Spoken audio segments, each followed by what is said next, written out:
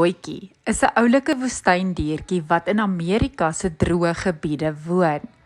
Hy het lang agterpote soos 'n kangeroe wat hom help om te hop in plaas van te hardloop, net soos 'n mini kangeroe. Hy beweeg in die nag wanneer dit koeler is en gebruik sy wange om kos soos sade te stoor. Sy stert help hom balanseer terwyl hy spring en hy drink amper nooit water nie. Sy kos gee hom genoeg vog. Hierdie slim springerige maat is 'n meester van oorlewing in die warm woestyn.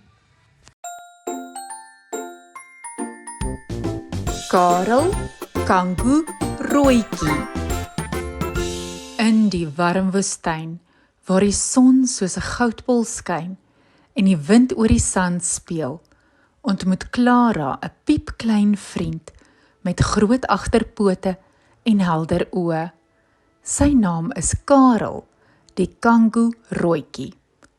Clara het haar vergrootglas saamgebring om die woestynlewe te ondersoek. Sy buig af, kyk versigtig na 'n muurnes.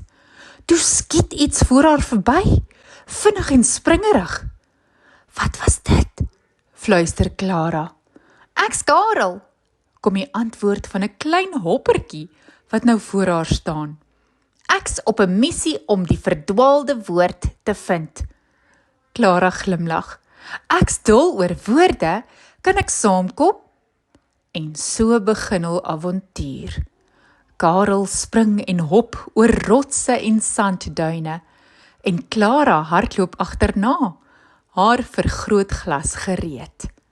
Hulle vind leidrade, 'n boek sonder bladsye, 'n mikrofoon onder 'n kaktus en 'n ballon met 'n briefie wat sê: "Soek waar die son rus."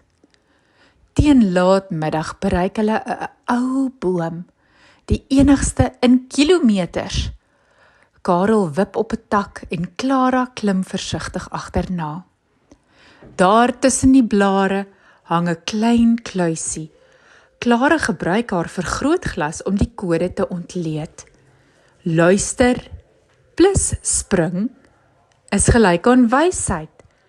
Wanneer sy die kluis oopmaak, is daar 'n mini boekie met een sin daarin. Verbeelding. Karel glimlag breed. Die verdwaalde woord is gevind. En weet jy wat? Jy het dit saam met my ontdek. Clara en Karel sit saam onder die boom, geniet die skemer en bedink nuwe stories vir hul volgende avontuur. Die woestyn sing 'n sagte liedjie van wind en wonder.